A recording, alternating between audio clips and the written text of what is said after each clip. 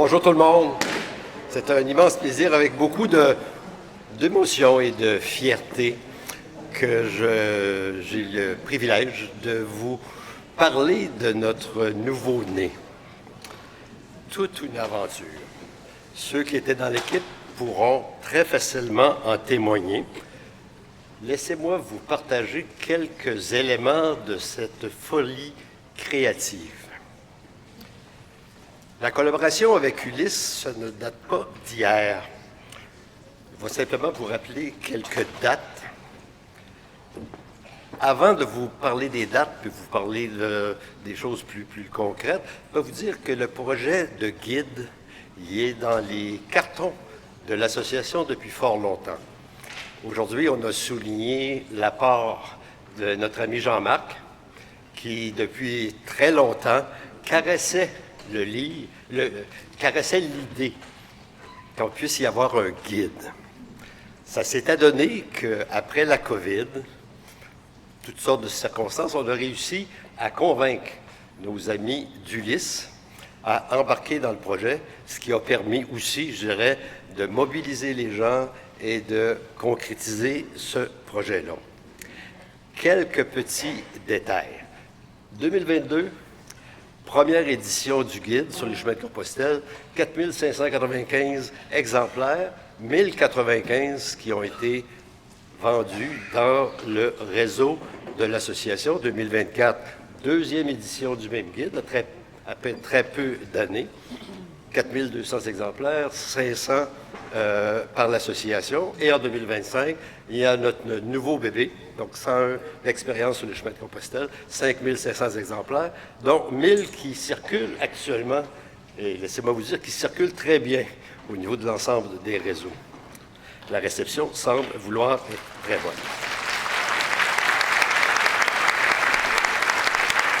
Un petit rappel, je dirais, de ce qui nous animait comme objectif lorsqu'on a approché Ulysse pour s'embarquer dans notre projet de petit guide. Donc, bien évidemment, je dirais qu'après avoir connu la COVID, tous ceux qui le savent, on avait connu quand même une baisse fort importante du nombre d'adhésions de notre membership. Donc, il y avait une volonté d'utiliser différents moyens pour assurer notre visibilité. L'autre élément aussi comme objectif, c'est ce que j'appelle un élément au niveau de la collaboration. Durant la période de la COVID, je dirais, étant donné que les régions n'avaient plus d'activité comme telle, on avait essayé différents éléments pour pouvoir garder la tête hors de l'eau. Donc, c'est là qu'est née la chaîne YouTube. On organisait des activités, des marches, ce qui fait que les régions ont appris, dans ce contexte un petit peu pénible-là de la COVID, à mieux se connaître. Donc, ça a créé un sentiment ou un désir de collaboration entre les régions. Puis on pensait qu'un projet comme celui-là permettait aussi d'aller un peu dans le prolongement de cette volonté de collaboration entre les régions. Aussi, bien évidemment, ça contribue ou ça va en plein dans le sens de notre mission et de notre désir qu'on a toujours eu à l'association de redonner au suivant en mettant en commun nos expertises. Et bien évidemment, un guide, on croyait profondément que ça allait permettre pas de remplacer, mais de soutenir le travail qui est très bien fait dans chacune des régions pour préparer les pèlerins, pour les accompagner avant, pendant et après. Peut-être petite parenthèse parce que tantôt dans la petite équipe dont je faisais partie, on a parlé dans le fond de certains éléments. Comme on est au début à parler de la notion de pèlerinage. Et je me souviens très bien, lorsque Ulysse ont accepté de s'embarquer dans le projet du petit guide, eux, le mot pèlerinage, là, ils étaient un peu, même je dirais beaucoup mal à l'aise avec ça, parce que pour eux autres, pèlerinage, comme plein de gens qu'on rencontre, ça sonne religieux, un peu passéiste, c'est quoi ça? Puis je me souviens, au moment donné, quand on cherchait un titre, au début, il y a différents titres qu'on avait explorés, puis dans les premiers titres, il y avait le mot pèlerinage. Puis là, j'avais beau leur expliquer que Éric Laliberté avait écrit des choses différentes sur le pèlerinage, qu'il y avait moyen en 2025 d'utiliser ce mot-là sans retomber nécessairement dans un univers religieux, passéiste, etc.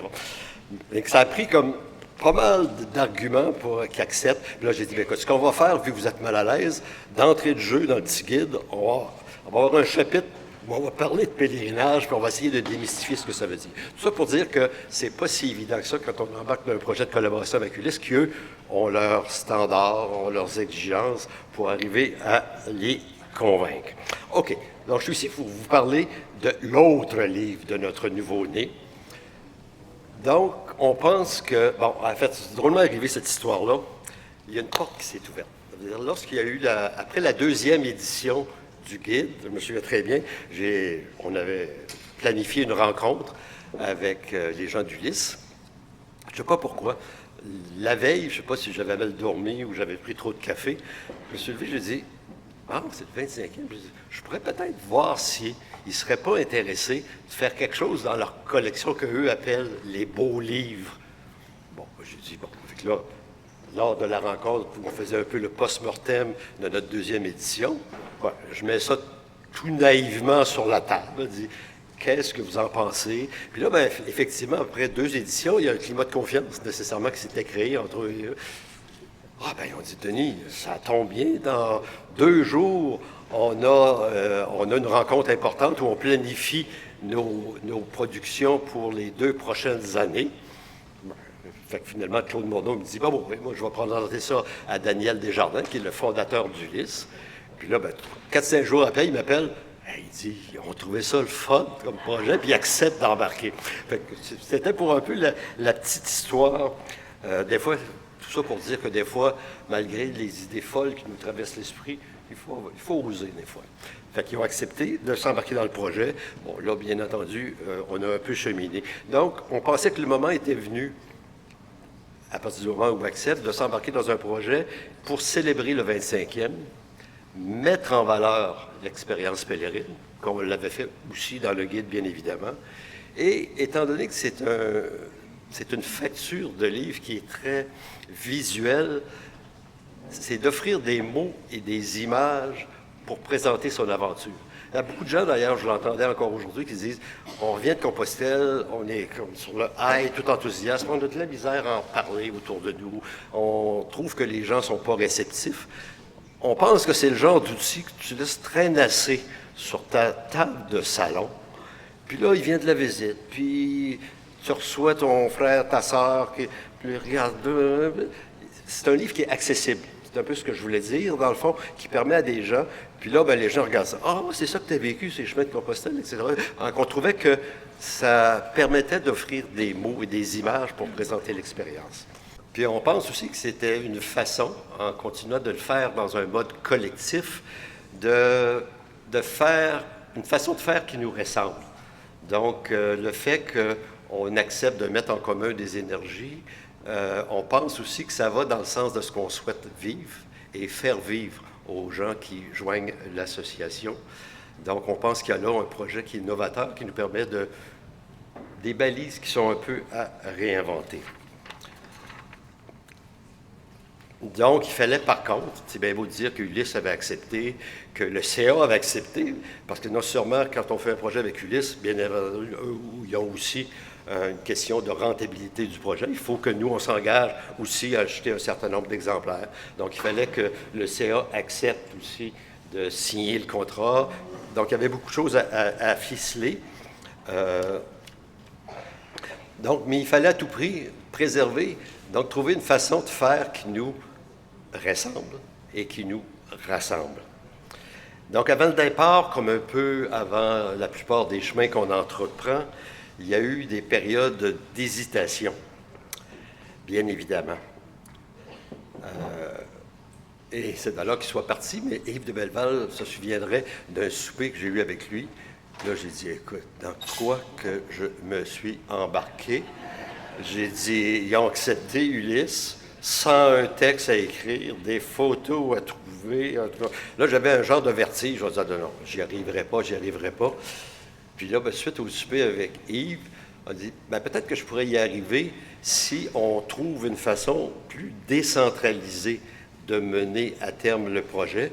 Et c'est là que l'idée d'un comité de coordination, de relecteurs, de correcteurs. Donc, on s'est entendu avec Ulysse sur un gabarit, sur un nombre de chapitres. Là, j'ai dit, bien, plutôt que moi, que tous les textes arrivent à moi, puis que je sois comme submergé de textes, puis trop savoir quoi faire avec ça. Donc, je me suis trouvé ce que j'appelle des collaborateurs privilégiés, là, des gens qui ont accepté de relire les textes, de corriger, etc., pour faire un... Puis là, ben, les textes m'étaient retournés, moi je les renvoyais à Ulysse, va-et-vient. Donc, le même texte peut circuler à 5-6 reprises, là. Mais j'avais, par contre, des gens autour pour soutenir la démarche. Donc, je vois Aline, Michel, François, Jean-Marc, Esther, Yves qui n'est pas là, qui n'est pas là. Un comité, on était 8, Guy Vermette et moi-même. Donc, ça a permis ça de... L'autre élément, c'est bien beau de dire qu'on va faire quelque chose, mais en même temps, ça prend des gens pour écrire les textes. Donc là, il fallait recruter des gens. Bon, heureusement, je dirais que l'expérience du guide a fait en sorte qu'on avait déjà des gens qui avaient déjà collaboré pour le guide, donc on a frappé à leur porte. Et fort heureusement, comme c'est le cas dans des projets un peu fous, les gens ont répondu présent. Donc il y a 27 personnes qui ont décidé d'embarquer dans le projet. Et je dirais qu'on avait réussi avec Ulysse de travailler toute la question du gabarit de chacun des textes, etc., etc. Je vais vous le présenter un petit peu plus loin. Donc, au niveau du contenu. Donc, pour Ulysse, par contre, il y avait un chiffre magique qui était le chiffre 101. Un premier temps, une fois que j'ai eu recruté là, les 27 personnes, j'ai dit aux gens, bien, écoutez, Ulysse accepte, en tant qu'on a un projet, puis là, on pourrait mettre en valeur, dans le fond, des expériences vécues sur les chemins de Compostelle. Avez-vous des idées? Oui, ils en ont eu des idées. 354 idées, suggestions, dans le fond, d'idées. Puis effectivement, les idées étaient toutes valables l'une que l'autre. Fait que là, il a fallu procéder à un processus d'élagage parce que pour Ulysse, c'était non négociable. Pour eux autres, c'est pas 104, puis c'est pas 98, là, c'est 101 parce que ça va avec le thème de leur collection.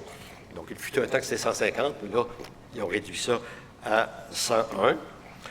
101 textes, 350 photos, et ça a donné que les expériences qu'on avait identifiées après un processus d'élagage, qui a été quand même assez long, les expériences étaient issues de 17 chemins de Compostelle. Il fallait bien entendu se faire ami du temps, parce que dans les contrats avec Ulysse, il y a des dates, hein, voyez-vous. Et là, pour eux autres, c'était clair qu'ils voulaient sortir ça pour le mois d'août. Là, on était rendu à la fin octobre-novembre. Il fallait s'entendre sur le gabarit, le table des matières, etc. Donc, les premiers textes ont commencé à s'écrire un peu avant Noël, en décembre. Fait que là, sans trop avoir l'air méchant, il fallait que je mette un petit peu de pression sur tout le monde. Mais les gens ont été impeccables. Ça a été très fluide comme processus. Les gens ont collaboré. Ce qui fait qu'on a pu livrer, c'est-à-dire à la fin mai, les premières journées de juin, tous les textes avaient été revus, corrigés, acceptés par Ulysse, et les photos de même. Pour ce qui est des photos, ce qui est plus compliqué, c'est qu'eux, ils ont bien entendu, compte tenu du format du livre, des standards au niveau de la résolution. Donc, nous, on leur soumettait des photos. Dans certains cas, les photos n'atteignaient pas leur standard à eux. Eux allaient en chercher dans des banques, etc. Mais ça s'est fait de façon très, très conviviale là, de part et d'autre, ce qui fait qu'on est très content du résultat. Je vais vous présenter très brièvement les 5 chapitres. Une des choses qui nous est apparue importante, c'était le premier, là, comme vous voyez, 5 chapitres, 10 moments d'un quotidien réinventé. Juste une petite parenthèse sur le titre. Au début, eux sont habitués de produire des livres dans leur collection sur des sites. Donc, il a fallu cheminer avec eux autres pour dire, dans le cas de Compostelle, oui, on pourrait mettre juste des sites, là, mais maintenant, il faut faire ressortir l'élément de l'expérience. Donc ça a été un élément important, puis ça a teinté le titre, ils ont accepté, puis etc. Ça a bien été. Par contre, on voulait donner aux lecteurs non initiés une clé d'interprétation. Donc, le premier chapitre, là, les 10 moments d'un quotidien réinventé, c'est pour présenter un peu les éléments essentiels de ce qu'un pèlerin vit sur le chemin. Donc, la marche, l'arrivée au gîte, le retour, donc tous ces éléments-là, pour faire en sorte qu'après ça, quelqu'un lit les 4 autres chapitres en souvenant que les textes qui sont écrits dans les 4 autres chapitres sont probablement teintés par l'expérience que les gens qui ont écrit ont vécue sur le chemin de Compostelle. Donc, un chapitre bien particulier, puis là, finalement, ils ont accepté. Donc, une initiation à l'aventure pèlerine, une quête unissant la tête et le cœur. Les autres chapitres, brièvement, liés avec la nature, c'était un peu incontournable. Il y avait beaucoup de propositions qui allaient dans ce sens-là. Des expériences qui ramènent le pèlerin à l'essentiel, en cultivant ou en se retrouvant, ou en retrouvant ce lien avec le vivant, où il renoue avec son intériorité, sa nature profonde, à la fois une grandeur qui émerveille, mais il ne faut pas être naïf, mais aussi une fragilité qui, aujourd'hui, en 2025, nous questionne. Les moments et les espaces porteurs de sens, placés sur notre route, c'est des moments et des espaces qui, étant donné que les chemins, les itinéraires ont été marchés depuis longtemps, il y a des lieux qui sont devenus un peu des lieux, des incontournables, des lieux magiques. La Croix de Fer, la traversée des Pyrénées. Fait qu'il y en a de ces... Fait qu'on avait identifié, je crois, 16 de ces moments, espaces porteurs de sens, qui deviennent un peu comme pour le pèlerin des oasis, qui redonnent à la fois de la fraîcheur, de la force et de la profondeur à notre quête. Le patrimoine bâti, donc, qui nous permet d'être témoins de la diversité et de la richesse d'un patrimoine, véritable tour de force du génie humain et de la vitalité de sa culture. Et enfin, un chapitre sur le patrimoine immatériel, des légendes, des fêtes, des productions artistiques et artisanales, des traditions séculières, des produits du terroir et bien d'autres choses. Tout ce qui anime la vie des communautés. Il y a le patrimoine bâti, mais il y a aussi toute l'effervescence, la vie dans une communauté que l'on traverse.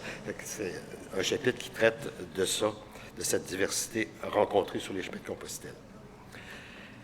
Avant de conclure, pour ne pas donner l'impression que c'est le livre de Denis Dumais,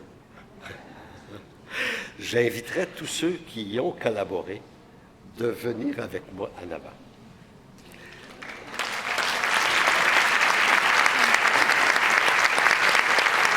Je profite du petit mouvement de salle pour souligner qu'un de nos membres collaborateurs, Éric, est devenu récemment lauréat. Lauréat du prix de la recherche 2025 de la chaire des chemins de Compostelle et de pèlerinage de l'Université de Santiago de Compostela pour sa thèse de doctorat.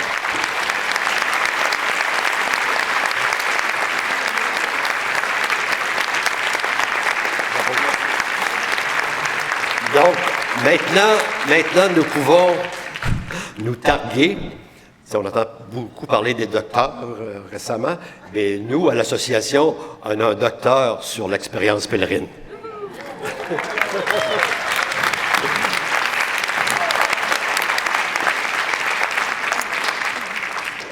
Comme sur les chemins, au-delà de la destination, il y a le chemin lui-même. On entend souvent ça, qui donne une saveur particulière à notre expérience. C'est la rencontre de ces hommes et de ces femmes qui a permis de concrétiser ce rêve collectif. Par ces valeurs partagées qui soudent les liens entre nous et multiplient notre capacité d'agir, nous avons ensemble fait l'expérience que bien souvent, et fort heureusement, le tout est souvent bien plus grand que la somme des parties.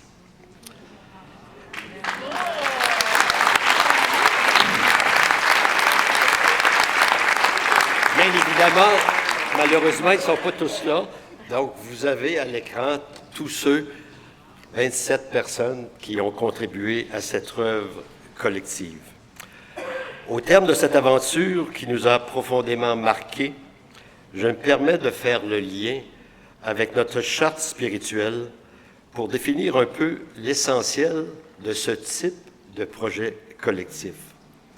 Sans vouloir trop exagérer, j'ai eu durant ce processus d'une dizaine de mois, l'intime conviction que nous avons été motivés à toutes les étapes du projet par cet élément un petit peu moins connu, notre charte spirituelle. Les valeurs, on commence à bien les connaître, hein? Ouverture, simplicité, générosité. On sait qu'on est là pour aider les gens avant, pendant et après. Mais des fois, la vision, on la connaît moins. Donc, c'est une vision qui nous invite à porter l'esprit et les valeurs du chemin au plus haut niveau dans toutes et chacune de nos activités. Je crois, et j'ose dire, nous croyons, que la réalisation de ce projet, par son esprit communautaire, introduit bien à notre rendez-vous, semble-t-il, sur les bords d'un certain lac à l'épaule en février prochain. Petite citation que je me suis permis. Je pense qu'il y a une parenté profonde entre la marche et l'écriture. Les deux mouvements proviennent d'une recherche profonde d'équilibre qui tend à réconcilier les extrêmes de la vie. Au cœur du quotidien du pèlerin, il y a de ces instants où ciel et terre semblent avancer de concert. Merci, merci à tous.